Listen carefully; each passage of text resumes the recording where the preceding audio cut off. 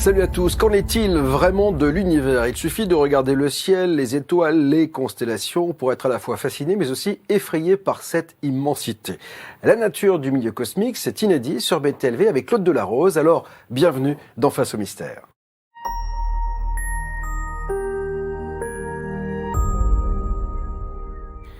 Il est ingénieur et physicien, c'est notre ami Claude Delarose. Bonsoir, bonjour, parce que je dis bonsoir et bonjour parce qu'on est écouté à n'importe quelle heure du jour et de la nuit aux quatre coins du monde. Claude Delarose, merci d'être avec nous une nouvelle fois pour parler de cet univers.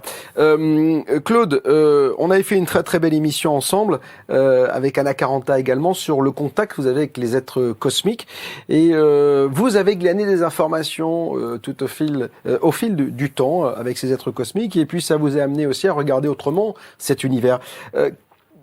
Comment vous le regardez aujourd'hui, l'univers, Claude ? Écoutez, avant de vous répondre, Bob, je souhaiterais d'abord vous remercier d'avoir accepté de faire 2 émissions, puisqu'au départ, vous m'aviez demandé de faire une émission sur l'alchimie, et je vous ai demandé préalablement à cet entretien sur l'alchimie moderne, je vous avais demandé d'essayer de faire une émission sur la compréhension du milieu cosmique qui a une très grande relation avec l'alchimie. Donc, merci à vous d'avoir accepté de faire cette émission. Bah écoutez, c'est un vrai plaisir. Alors je vous le disais, effectivement tout est un peu lié. On verra d'ailleurs qu'il y a une corrélation entre les 2 émissions. Mais tout d'abord, je reviens à cette question. Vous avez vu en préambule, je disais, on est à la fois fasciné, effrayé par l'immensité de cet univers. On ne sait pas ce qu'il en est véritablement. Comment vous le regardez cet univers, Claude ? Ben écoutez, au départ, Bob, selon les théories de la relativité, l'univers est vide. Or, mes premiers travaux sur la gravitation m'ont amené à comprendre que cet univers n'était pas vide. Donc j'ai passé 40 années de ma vie à rechercher toutes les lois en physique qui permettaient d'accréditer ce que j'avais découvert. C'était en 1975, c'est-à-dire que l'univers n'était pas vide, mais qu'il devait être théoriquement rempli de microparticules qu'à l'époque j'ai nommé microélectrons. Donc j'ai recherché toute ma vie les preuves scientifiques, et nous allons en parler, je pense, tout au cours de cette émission, sur toutes ces preuves qui accréditent cette première hypothèse que j'ai émise en 1975 à la suite de mes premières recherches sur la gravité. Et vous savez que les veilleurs ont confirmé, en effet, lors de notre précédente émission, que l'espace n'est pas vide, mais qu'il est rempli de lumière. Or, mes travaux en physique m'ont amené à comprendre que la lumière, en réalité, était des photons, tout le physicien et même tout particulier le savent, mais moi j'ai démontré que les photons étaient aussi des paquets de microélectrons. Donc tout se rejoint et en effet l'univers n'est pas vide, contrairement à ce que Einstein a pu postuler dans les théories de la relativité. Alors, vous m'avez demandé de ne pas trop rentrer dans les détails, mais je pense que beaucoup de gens aujourd'hui connaissent quand même certains principes de base. Tout le monde a entendu parler des théories de la relativité et les postulats d'Einstein, c'était que l'espace était vide et que la vitesse de la lumière avait une limite. Donc il faudra bien qu'au cours de cette émission, nous essayions quand même d'expliquer comment Einstein s'était basé pour émettre ces postulats, si vous me le permettez en tout cas. On va peut-être commencer par cela justement, parce que effectivement cette théorie de la relativité, elle a encore du poids dans la science, même si certains, on verra d'ailleurs un extrait tout à l'heure d'une émission que j'ai faite avec David Elbaz, qui est astrophysicien et qui travaille également sur la lumière et qui a écrit un bouquin Univers, la plus belle ruche de la lumière. On verra que tout cela, c'est de l'énergie et on commence à avoir une compréhension différente de la lumière. Alors justement, Einstein, pourquoi s'est-il basé là-dessus? Et il a malheureusement bloqué un peu tout le voyage interstellaire de nos amis qui seraient des visiteurs de très très loin, puisque il dit qu'on peut pas aller plus vite que la vitesse de la lumière, alors que visiblement vous n'êtes pas le seul à dire qu'on peut peut-être dépasser cette vitesse. Tout à fait. Donc, pour bien comprendre les postulats d'Einstein, Einstein s'est basé sur une seule expérience de physique fondamentale que l'on appelle l'expérience de Michelson et Morley. Préalablement, avant cette expérience-là, les physiciens étaient convaincus que l'espace n'était pas vide, qu'il était rempli de ce qu'ils appelaient à l'époque l'éther, et ils essayaient de démontrer l'existence de cet éther, et c'est au travers de cette fameuse expérience de Michelson et Morley que ils ont théoriquement démontré que l'espace était vide. Alors, je vais essayer de simplifier, vous m'avez demandé de le faire et vous avez raison.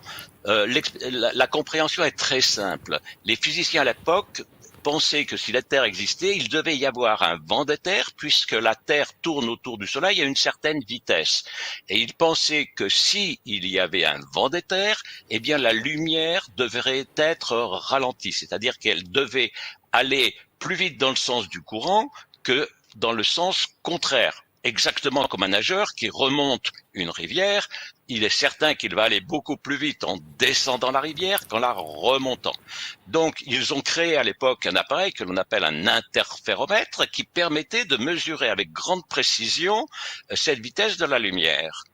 Et ils ont arrivé à la conclusion que la vitesse était identique dans un sens comme dans l'autre.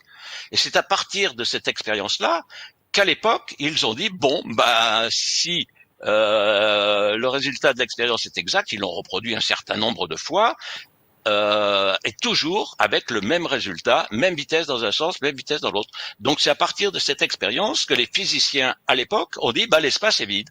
Et Einstein s'est appuyé sur cette expérience-là pour dire l'espace est vide. Et comme les physiciens avaient calculé la vitesse de la lumière au niveau de la Terre, qui était donc de 320 000 km par seconde, ils en ont conclu, Einstein en a conclu que ce qui était logique, que la vitesse, puisque l'espace était vide, qu'il était à telle vitesse au niveau de la Terre, eh bien que c'était une vitesse limite.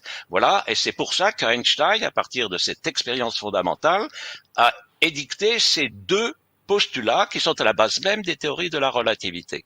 Mais il y a eu une erreur fondamentale dans l'interprétation de cette expérience de Michelson et Morley.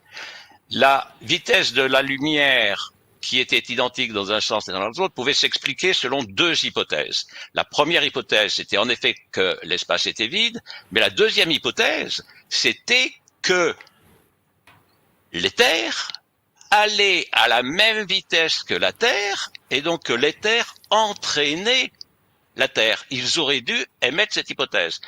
Bon, je ne veux pas rentrer trop dans les détails, mais je peux vous expliquer les raisons pour lesquelles ils n'ont pas émis cette deuxième hypothèse, mais ils auraient dû le faire.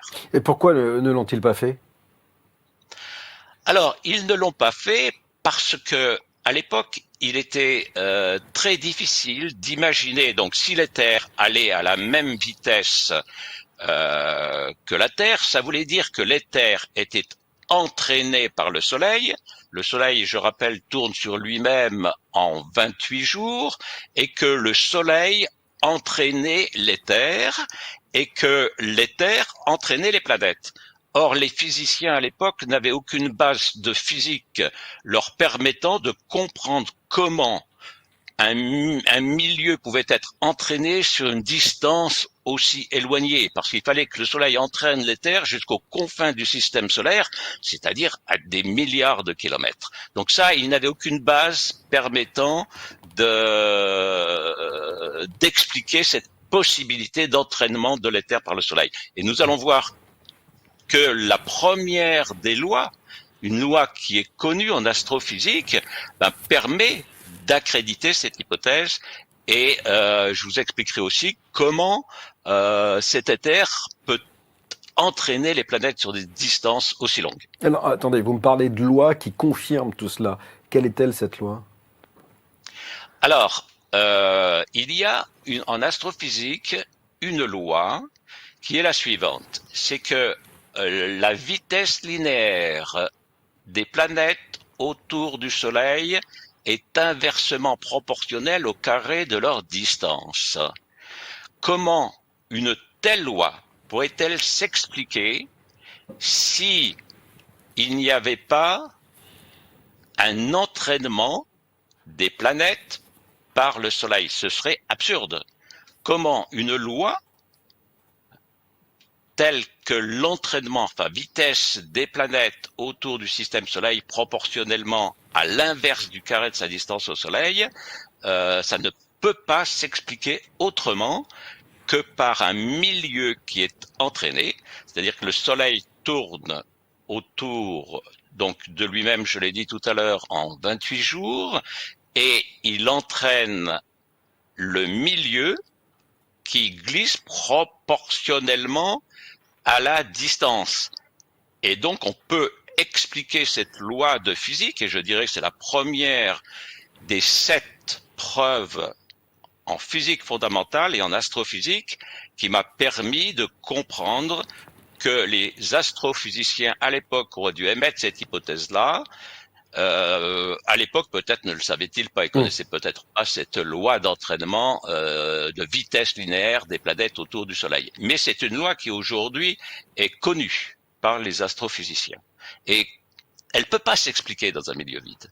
Et c'est la première loi fondamentale sur 7 que j'espère nous aurons le temps d'aborder, qui permet d'expliquer que ce milieu existe et que les astrophysiciens à l'époque auraient dû émettre l'hypothèse. La deuxième hypothèse, c'est que si la vitesse est identique dans un sens comme dans l'autre, ben c'est peut-être que la vitesse relative entre la Terre et l'éther est nulle.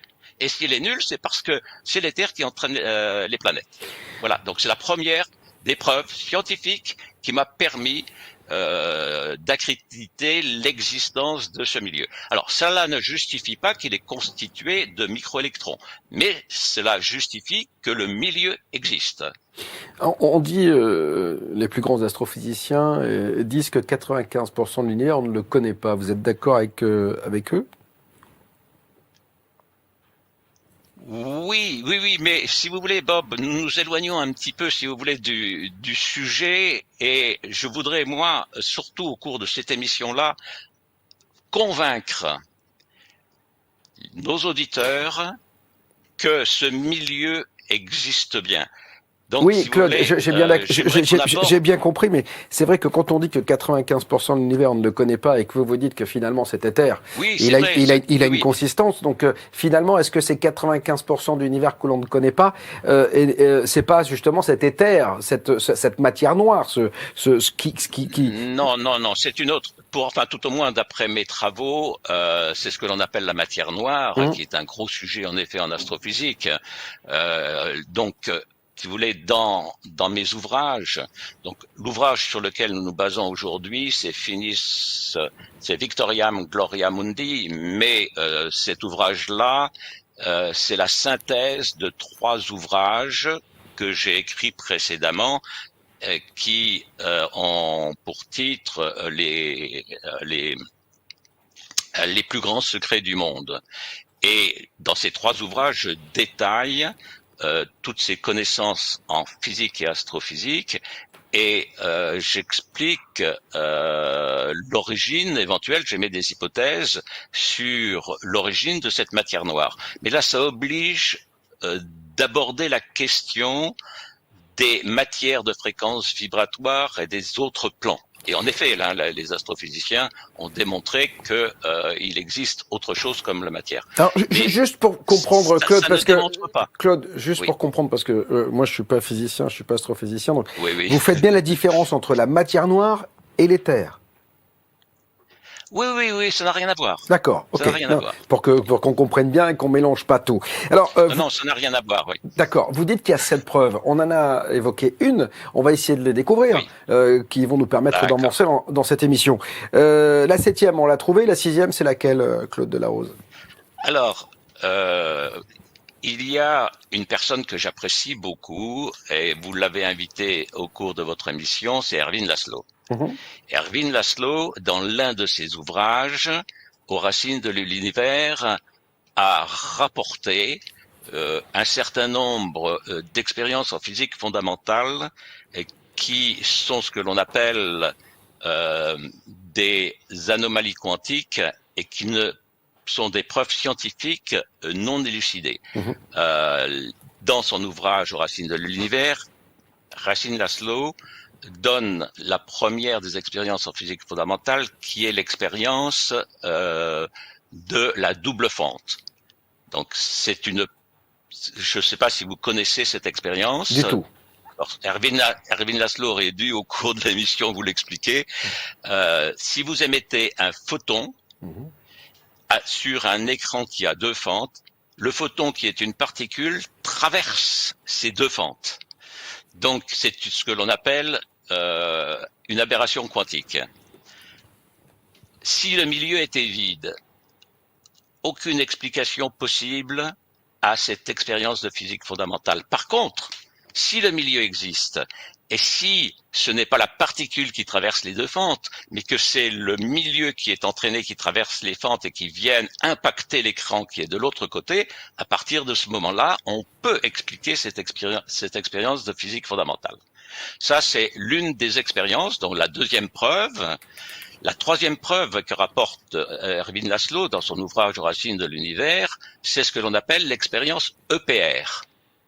L'expérience EPR, c'est une expérience de physique fondamentale qui a été imaginée par trois physiciens, Einstein, Podolsky et Rosen.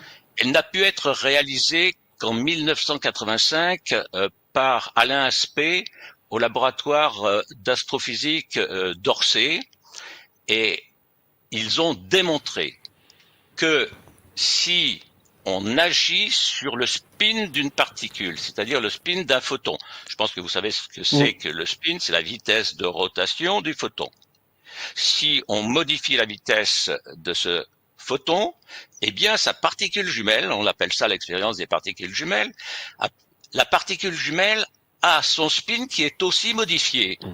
Comment voulez-vous expliquer ça dans un espace vide? Ça ne peut pas s'expliquer. Par contre, si l'espace n'est pas vide, on comprend parfaitement et simplement, Erwin Laszlo l'explique parfaitement dans son ouvrage, que si la vitesse d'une particule diminue, le milieu interagit sur l'autre particule. Donc, cette aberration quantique de ce que l'on appelle l'expérience des particules jumelles peut s'expliquer par un espace qui contient quelque chose, alors que ça ne peut pas s'expliquer dans un espace vide. Donc, c'est la troisième expérience qui permet d'accréditer l'existence d'un milieu. Et Erwin Laszlo, qui est un physicien rapporteur des sciences que j'admire, c'est le premier ouvrage que j'ai lu à la suite de l'hypothèse que j'ai émise à l'époque, c'était en 1975, il m'a apporté des preuves de physique sur l'existence de ce milieu. C'est donc la troisième preuve. Alors, il y en avait une autre quand même que je veux vous signaler, c'est l'expérience des plateaux tournants de Sagnac. Je ne sais pas si ça vous dit quelque chose. Pas du tout. Alors, je découvre beaucoup de choses avec beaucoup d'intérêt. Et allez-y, parce qu'après, je voudrais vous poser une question fondamentale vis-à-vis de tout cela. Allez-y. Oui, alors, l'expérience de Sagnac, qui a été réalisée en 1913, il me semble, est la suivante. C'est-à-dire que Sagnac a installé un interféromètre sur un plateau tournant. Et Sagnac s'est rendu compte que, contrairement à l'expérience de Michelson et Morley, quand il mesurait la vitesse de rotation dans un sens et dans l'autre, et quand le plateau tournait, eh bien, à partir de ce moment-là, les vitesses n'étaient plus les mêmes, contrairement à l'expérience de Michelson et Morley. Et Sagnac, à l'époque, a fait plusieurs, il a déposé des fascicules au niveau de l'Académie des sciences pour dire mais l'éther existe. Voilà, c'est ce que l'on appelle en physique l'expérience des plateaux tournants de Sagnac, qui apportait une preuve à l'existence de l'éther. Et Einstein a démontré par les mathématiques que dans un milieu courbe, alors c'est peut-être un petit peu compliqué, disons que dans un milieu courbe, la plus courte distance entre deux points, ce n'est pas une droite, mais c'est ce que l'on appelle une géodésique. C'est-à-dire que c'est une courbe. Et Einstein a démontré, mathématiquement et non pas physiquement, il a démontré que cette géodésique se déformer du fait que le plateau tournait, ce qui lui a permis de sauvegarder ces deux hypothèses de base de ces théories fondamentales. Mais l'expérience de Sianak fait partie aussi des expériences de physique qui accréditent la possibilité d'un éther. C'est avec l'expérience de la double fente et l'expérience EPR une preuve aussi. Alors, tout ça prouve que le milieu existe, mais ça ne le qualifie pas. Ce que j'aimerais vous parler maintenant, c'est de l'expérience de Torfsen-Braun qui amène des preuves que le milieu existe et qu'il est constitué de particules à charge négative. On va en parler dans une poignée de secondes, mais juste avant, je voudrais vous poser une question. Vous avez parlé de l'intrication des particules, puisque je touche une particule d'un côté, elle réagit de l'autre. Et en plus, alors il y a quelque chose qui est toujours étonnant, c'est que dans un sens, pour l'une, elle tourne dans un sens, et pour l'autre, elle tourne dans l'autre sens. Comment vous l'expliquez ça? Je suis assez basique, moi j'essaie de comprendre. Non, la particule, si elle tourne dans l'autre, c'est une antiparticule. D'accord. Donc en fait, parce on m'a toujours dit ça, c'est-à-dire qu'il y en a une qui tourne d'un côté et l'autre qui tourne. Et d'ailleurs, vous faisiez les gestes en sens inverse. Oui, mais là, ce sont des antiparticules. Quand la vitesse de rotation est opposée, à partir de ce moment-là, c'est une antiparticule. Là, quand vous émettez deux photons, ce sont deux particules qui tournent, elles, dans le même sens. Alors, si cet univers est finalement est rempli, ça implique quoi pour nous, en fait? Quelle est l'implication et qu'est-ce que ça engendre finalement pour nous et dans notre compréhension de l'univers? C'est que ce milieu a ce que l'on appelle une densité et que cette densité du milieu est variable selon les différents points de l'univers. Ça veut dire donc que la vitesse de la lumière n'est pas constante, mais est une fonction de la densité de ce milieu. Et ça veut dire aussi que si nous réussissons à faire en sorte que le milieu soit vide, à partir de ce moment-là, la vitesse de la lumière est infinie. Et ça implique que on peut dépasser, à l'aide d'une technologie, la vitesse de la lumière. On en a parlé lors de la précédente émission, c'est-à-dire que si on arrive à faire un trou dans ce milieu, à partir de ce moment-là, on peut faire déplacer des engins plus vite que la vitesse de la lumière. Les théories de la relativité ont eu cette conséquence relativement grave, c'est que si elles étaient exactes, jamais aucun de nos frères extraterrestres ne pourrait venir jusqu'à nous, parce que à la vitesse de la lumière, il faudrait des dizaines et des centaines d'années pour venir jusqu'à nous, même si on parvenait à la vitesse de la lumière. Par contre, si on comprend que le milieu existe, que la vitesse de la lumière dépend de la pression de ce milieu, que l'on peut créer une technologie que l'on connaît bien, c'est la théorie de la MHD, là, on en a parlé la dernière fois, magnéto-hydrodynamique de notre physicien Jean-Pierre Petit. À partir de ce moment-là, on peut créer un trou dans l'espace et on peut aller beaucoup plus vite, c'est-à-dire une technologie de déplacement. Et à partir de ce moment-là, on peut parfaitement expliquer que certains de nos frères de l'espace peuvent venir jusqu'à nous grâce à une technologie de ce genre-là, en un temps très court et non pas en des tas d'années. Donc ça a, sur la vision du monde, une conséquence vraiment fondamentale pour nous permettre de comprendre que le monde, il n'est pas ce que l'on croit et que nous ne sommes pas seuls au sein de l'univers. Alors malgré tout, effectivement, même si Jean-Pierre Petit a parlé de cette MHD, que vous n'êtes pas le seul à évoquer cet éther, etc., beaucoup n'y croient pas encore. Comment vous expliquez tout cela? Alors, par des preuves scientifiques. Moi, je prouve l'existence du milieu par des preuves scientifiques. Donc, je viens déjà de vous donner 4 preuves: expérience de Sianak, expérience de la double fente, expérience EPR, qui tentent à prouver que le milieu existe. Mais jusqu'à maintenant, ça ne prouve pas qu'il est constitué de particules négatives.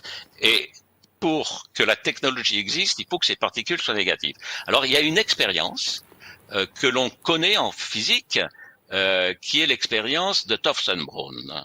Towson-Brown est un physicien américain qui s'est rendu compte, il était jeune étudiant, qui s'est rendu compte en travaillant sur un tube de Röntgen que quand il appliquait une haute tension à ce tube de Röntgen, je ne sais pas si vous savez, le tube de Röntgen, c'est un tube qui émet des rayons X.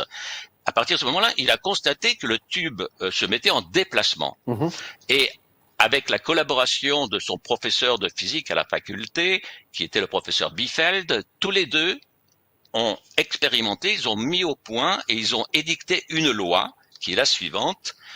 C'est que si on applique à un condensateur une tension élevée à haute fréquence, à partir de ce moment-là, le condensateur subit une force en direction de son pôle positif. Donc c'était déjà une base de technologie qui permettait de créer des engins de déplacement sur une technologie. Et Towson-Brown, c'était avant la dernière guerre mondiale, a créé ces engins-là qui étaient des gravitors. C'est-à-dire qu'il arrivait à faire voler des sortes de soucoupes volantes en appliquant cette technologie. Et il a travaillé, Towson-Brown a travaillé pour le compte de la NASA, il a fait des recherches pour le compte de la NASA sur l'invisibilité. Malheureusement, ces recherches ont dû être abandonnées. Je ne sais pas si vous connaissez l'expérience Philadelphia Experiment. Bien sûr, oui, bien sûr. Bon, ses travaux sur l'invisibilité. Towson-Brown donc a quitté la NASA. Il est venu en France. J'ai travaillé au sein d'une commission scientifique et nous avons fait les recherches nécessaires pour savoir si la venue Towson-Brown en France était exacte ou pas.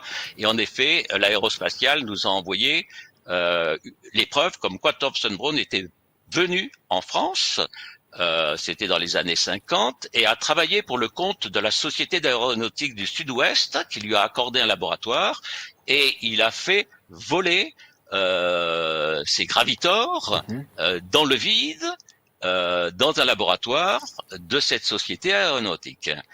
Et ce sont des généraux de l'armée qui sont venus voir si ces expériences de Towson-Brown pouvaient avoir un intérêt militaire, et les généraux, en particulier le général Tardy, a jugé que ce n'était pas utile parce que à l'époque, il n'y avait pas la possibilité d'embarquer sur un engin l'énergie suffisante pour appliquer à la soucoupe volante, parce que les gravitors qu'il faisait voler étaient reliés par des cordons électriques, et donc Towson-Brown a abandonné ses recherches, il est retourné aux États-Unis et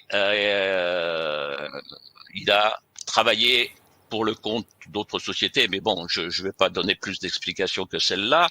Mais cette expérience fondamentale de Towson-Brown m'a permis, j'ai fait une démonstration et j'ai déposé un brevet, et cette démonstration a été acceptée par l'examinateur du brevet, qui a reconnu la validité de cette démonstration. Et cette démonstration, c'était que les particules du milieu étaient attirées latéralement par les gravitors du fait des charges alternatives positives, négatives, et étaient éjectées vers le bas.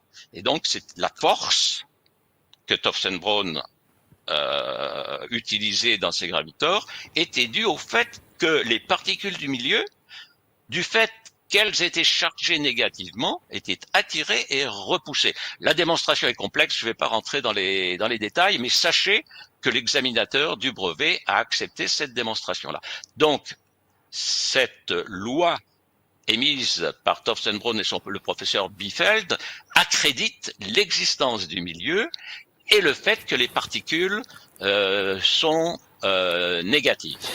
Mais Claude, moi j'entends bien tout ça, mais pourquoi alors encore aujourd'hui, puisque visiblement on a plein d'expériences scientifiques qui ont montré que tout cela avait une consistance et que ça existait, pourquoi on en est encore à la théorie de la relativité aujourd'hui ? Bah, écoutez, on a quand même pas mal avancé. On a pas mal avancé, surtout au niveau de l'astrophysique. les astrophysiciens, et en particulier Einstein, qui a eu le prix Nobel pour ça, a émis une théorie qui est la théorie de l'univers électrique. Et vous allez voir donc un certain nombre, non pas de physiciens, mais d'astrophysiciens, prennent conscience que le milieu n'est pas vide et qu'il est constitué aussi de particules négatives. C'est l'une des preuves, l'une des 7 preuves que je voulais avancer aussi. Vous me permettez d'en parler peut-être un petit peu plus tôt, mais c'est pas grave. On reparlera de cette dernière preuve tout à l'heure et qui est beaucoup plus simple et que tout le monde va comprendre. Mais disons, revenons à l'univers électrique pour répondre à votre question. Donc, ces astrophysiciens émettent l'idée que l'espace n'est pas vide, mais qu'il est constitué d'un plasma. C'est la théorie de l'univers électrique. Or, qu'est-ce qu'un plasma? Un plasma, c'est un milieu qui est constitué de particules chargées électriquement. Et donc, les 2 règles fondamentales de l'univers électrique, c'est l'espace n'est pas vide, mais rempli de plasma. Et il existe un courant électrique qui relie toutes les étoiles et toutes les planètes entre elles. Donc vous voyez que la science a quand même évolué et avance dans ce domaine-là. Donc ils n'en sont pas aux particules négatives, mais ils en sont à un courant électrique qui relie les planètes. Or, qu'est-ce qu'un courant électrique? Un courant électrique, c'est quand même des charges négatives, des électrons qui circulent. Alors, dans l'espace, ce ne sont pas des électrons, mais ce sont des microélectrons. Bon, ce qui est pas loin d'être la même chose. Alors, Claude Delarose, je vous parlais tout à l'heure de David Elbaz, qui est venu, astrophysicien, consultant l'Agence spatiale européenne. C'est lui qui, en partie, a travaillé également sur le James Webb, qui va nous permettre d'avoir des informations. C'est le plus grand télescope jamais lancé, et avec des capacités absolument incroyables. Il a écrit un bouquin, La plus belle ruche de la lumière. Il parle bien sûr de l'univers. On écoute et on se retrouve juste après. Notre univers est baigné de petites particules qu'on appelle des photons, qui sont des particules de lumière, et qui ont la propriété d'être capables de véhiculer de l'énergie. La lumière, c'est le véhicule de l'énergie dans l'univers. Comment se fait-il que l'univers soit structuré? Et en fait, on se rend compte que c'est en produisant de la lumière qu'il le fait. La plus belle ruse de la lumière, c'est quoi? C'est que hier, il y avait moins de lumière qu'aujourd'hui, demain, il y a plus de lumière, et toute l'histoire de l'univers, c'est une histoire de lumière qui ne cesse de se multiplier. Grâce à nous, la lumière se multiplie d'une manière plus efficace qu'avec les étoiles. Alors là, vous allez me dire, mais attendez, je comprends pas, le soleil, ça fait plus de lumière que moi. Bah oui. Non. 1 kilogramme de vous produit 200 000 fois plus de particules de lumière qu'1 kilogramme de soleil. Alors, si j'avais la masse, et je le souhaite du soleil, je produirais 200 000 fois plus de photons. Je vais sortir un peu de mon domaine de confort scientifique en vous disant ce que me fait penser cette idée que finalement l'univers a un certain sens qui est celui de produire plus de lumière. C'est que quand on suit cette structure, on peut se demander mais alors qu'est-ce que devrait être demain? Qu'est-ce qu'on devrait faire demain? On s'aperçoit que cette structuration de l'univers, elle aboutit à des formes de plus en plus complexes, etc. Et que la prochaine étape, c'est l'humanité. La suite pour moi, c'est qu'on puisse être capable de donner vie à un nouveau biosystème. Qui est l'humanité. Univers, la plus belle ruse de la lumière avec David Elbaz, c'est en ce moment sur btlv.fr. Je vous invite, Claude Delarose, bien sûr, si vous ne l'avez pas fait encore, à regarder cette émission, parce que ce que dit finalement David Elbaz est intéressant, c'est-à-dire que créer une autre forme d'humanité. Est-ce que vous êtes d'accord avec ça? Est-ce que finalement, toute cette explication, toutes ces compréhensions de l'univers, ça va changer l'homme? Moi, je pense qu'en effet, ça peut changer notre vision parce que ça nous permet peut-être de comprendre qu'on n'est peut-être pas aussi éloigné de nos frères et sœurs de l'espace, d'une part. Et puis, il y a quelque chose de fondamental pour notre avenir, Bob. C'est que si l'univers n'est pas vide, s'il est constitué d'une énergie que l'on appelle lumière, je suis tout à fait en phase avec ce que cet intervenant vient de dire, eh bien c'est que nous allons pouvoir, dans un futur proche, enfin que j'espère proche, pouvoir tirer de l'énergie de cette de ce milieu. Et là, c'est vraiment une révolution fondamentale qui va changer profondément notre civilisation. C'est qu'à partir du moment où nous pourrons tirer de l'énergie de ce milieu, encore fallait-il démontrer qu'il existe, et je pense que maintenant on apporte des preuves. Et donc, à partir de ce moment-là, nous pourront tirer cette énergie. À partir de ce moment-là, notre civilisation va se transformer. Nous n'aurons plus besoin des énergies fossiles. Nous n'aurons plus besoin du nucléaire. À partir du moment où nous pourrons avoir des générateurs d'énergie libre, tirer l'énergie de ce milieu, à partir de ce moment-là, notre civilisation sera complètement transformée. Donc, en effet, oui, c'est une notion qu'il est important de comprendre pour notre avenir. Mais beaucoup de chercheurs ont travaillé sur la question. Vous avez un professeur, c'est le professeur Vallée, qui a écrit la théorie de la synergétique et qui, dans les années 70, démontrait déjà qu'il était possible de tirer de cette énergie-là. Bon, il a été viré du CNRS parce que, à l'époque, il n'était pas acceptable que l'on dénie les lois de la relativité d'Einstein et que l'on dise que l'on puisse tirer de l'énergie du milieu. Donc oui, c'est vraiment fondamental. Alors, malgré tout, quand on dit on va aller peut-être chercher de l'énergie, c'est l'énergie de demain, mais déjà, il va falloir que tout le monde soit d'accord et s'accorde à cela. Et puis, comment aller récupérer cette énergie, Claude Delarose? Parce que le pétrole, on sait comment ça se passe, le soleil, on sait comment ça se passe, ça vient du ciel, on récupère. Comment on récupère et comment on va devoir se positionner pour récupérer cette énergie libre? Et surtout, est-ce que l'industrie telle que nous la connaissons aujourd'hui, nos sociétés vont l'accepter? Alors, vous savez, il y a eu la réponse par les veilleurs lors de notre dernière émission. Les veilleurs nous ont dit, et vous pouvez le relire dans Urbatan, c'est que actuellement, dans les tiroirs de nos centres de recherche, NRS ou autres, et partout dans le monde, il existe déjà des générateurs. Mais que tant que les intérêts financiers liés au pétrole, liés au nucléaire existeront, ces générateurs ne verront pas le jour. C'est clair et net. Donc il faudra, pour que les choses changent, quelque chose d'exceptionnel. Alors, je peux vous parler de ces choses exceptionnelles potentielles. Parce que mine de rien, le nucléaire, Claude, mine de rien, le nucléaire, on n'est pas prêt de s'arrêter. Et on voit que c'est aujourd'hui l'énergie qui permet au monde de s'éclairer, de se chauffer et d'avancer. Aujourd'hui, on a beau dire, on va fermer les centrales, on va en réouvrir en France. Et aujourd'hui, on n'a pas trouvé mieux pour que ce soit, en tout cas, on a peut-être trouvé mieux, c'est l'énergie libre, mais en tout cas, on n'a pas trouvé mieux industriellement parlant. Oui, je suis tout à fait d'accord. Tant qu'il n'y aura pas une décision de la part de ceux qui ont des intérêts financiers dans le pétrole et dans le nucléaire, et ce sont eux qui tiennent les rênes du monde, vous le savez bien, tant qu'il n'y aura pas ce lâcher-prise de la part de ces gens, jamais un générateur d'énergie libre ne verra le jour. Pour que les choses changent, il faudra des phénomènes exceptionnels. Alors, moi, je veux pas faire de la futurologie, c'est pas mon rôle, mais certains le font. Certains prédisent qu'il est possible. Enfin, en tant que scientifique, moi, je peux parler des potentialités d'un risque majeur. Je peux vous parler de deux risques majeurs qui peuvent changer la face du monde. C'est d'une part une éruption solaire qui perturbe toutes les transmissions, les communications, toutes les communications, tous les fonctionnements de nos ordinateurs. Ça, c'est le premier risque. Et si plus aucun ordinateur ne fonctionne dans le monde, tout va s'effondrer. Toute notre civilisation va s'effondrer et il faudra bien reconstruire autre chose. Et vous savez, après une guerre mondiale, on sort les brevets et les choses se régénèrent. Bien, là, l'énergie libre ne viendra qu'à la suite de quelque chose d'exceptionnel.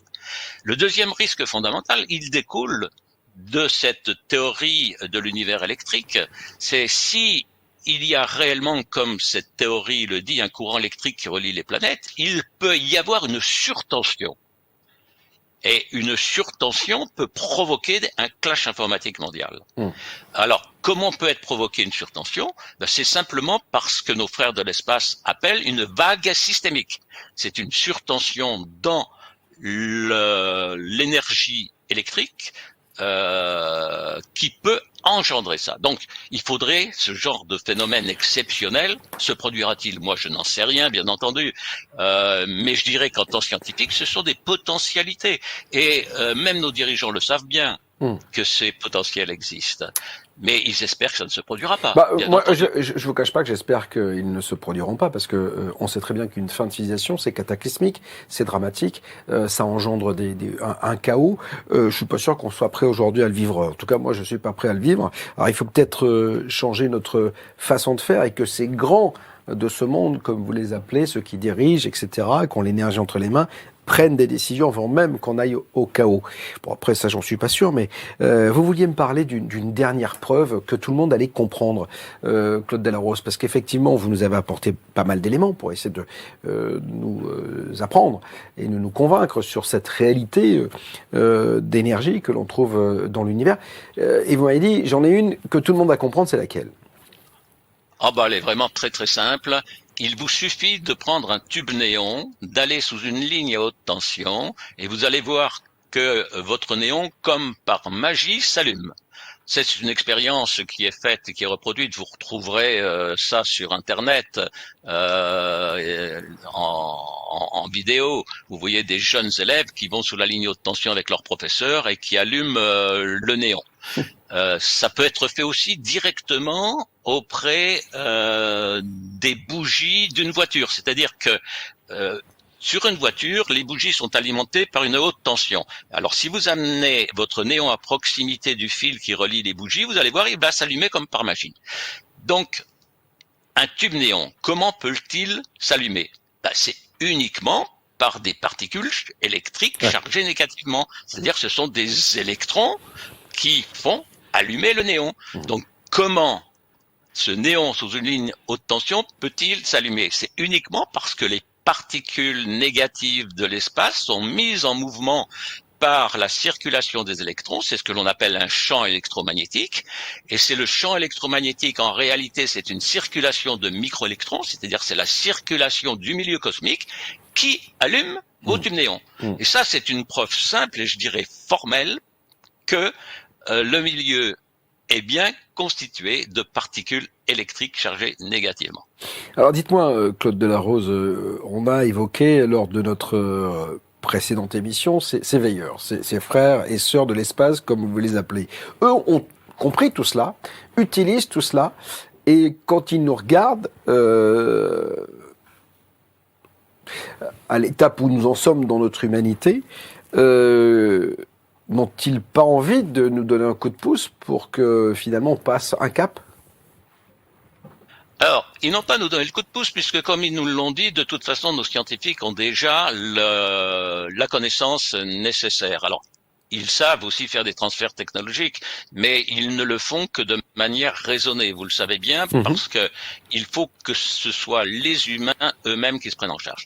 Donc, ce qu'il faut, le problème, notre problème, c'est de faire accepter aux dirigeants de ce monde, les grands dirigeants, pas nos politiques, ceux qui dirigent réellement, c'est-à-dire la finance internationale, ceux qui détiennent tous les intérêts liés au pétrole, au nucléaire, etc.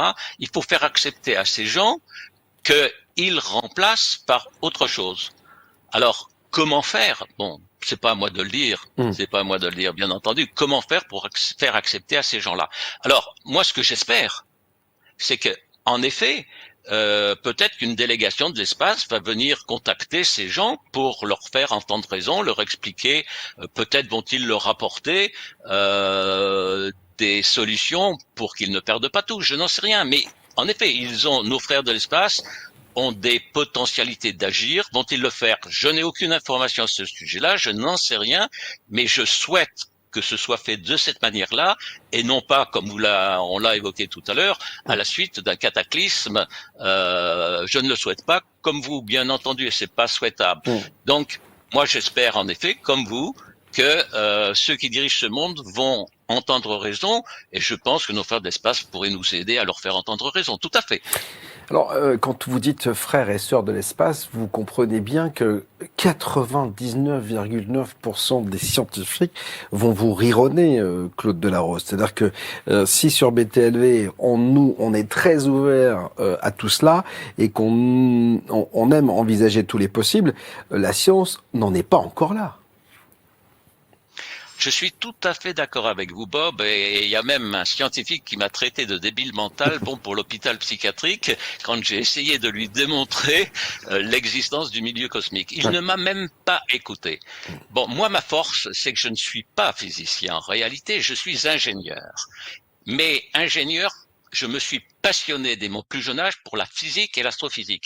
Et j'ai l'avantage d'être un généraliste. Le gros problème des scientifiques aujourd'hui, c'est qu'ils sont trop spécialisés. Moi, mes connaissances, j'ai pu les acquérir parce que j'avais une vision générale des différentes sciences. J'étais d'une part ingénieur, j'étais un chercheur dans certains domaines de l'ésotérisme, on en parlera lors de la prochaine émission, et en plus passionné par la physique et l'astrophysique, et avec une vision globale. Et pour avoir les connaissances que j'ai acquises, il fallait avoir cette vision générale et rechercher des preuves aussi bien dans le domaine physique que dans le domaine de l'astrophysique.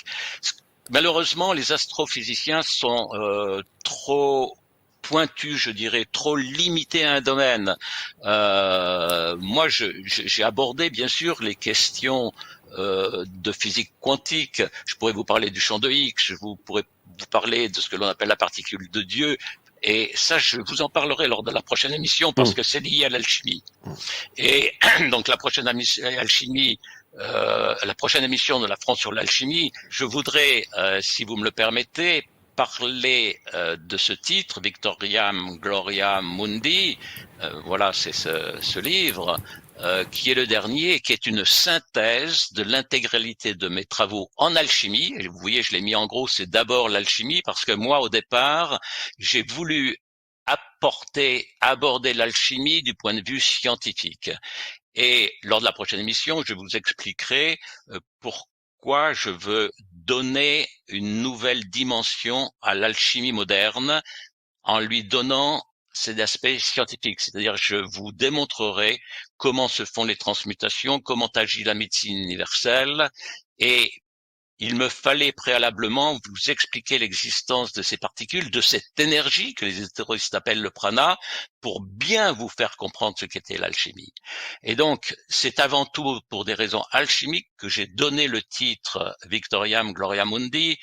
Ce titre-là, je l'ai donné parce qu'il existe un ouvrage de Fulcanelli. Fulcanelli est le plus grand alchimiste de tous les temps. Il a édité des livres fondamentaux pour les alchimistes, c'est Le mystère des cathédrales et les demeures philosophales. Et il avait un dernier ouvrage qui s'appelait Finis Gloria Mundi. Et ce dernier ouvrage, il l'a retiré. Il n'a jamais été édité, mais beaucoup de chercheurs savent son existence, et bien sûr, moi je le savais. Et Finis Gloria Mundi, ça veut dire la fin de la gloire du monde. Et la gloire du monde pour les alchimistes, c'est le phénix qui renaît de ses cendres. Et la fin de la gloire du monde, qui était le titre du livre de Fulcanelli, voulait dire c'est la mort du phénix. Et vous savez que la légende du phénix, c'est l'oiseau qui meurt, mais aussi qui renaît. Donc moi, j'ai voulu donner le titre de Victoriam, c'est-à-dire c'est la renaissance du phénix. C'est la renaissance de la connaissance de l'alchimie à partir de connaissances scientifiques. Voilà la raison pour laquelle j'ai donné ce titre Victoriam Gloria Mundi, mais que dans cet ouvrage, j'ai fait la synthèse et j'ai associé le texte et l'image pour permettre aux gens de mieux comprendre. J'ai fait la synthèse de ces travaux en physique, astrophysique, mais pour conduire à l'alchimie. Donc ce sera le but de notre prochaine émission.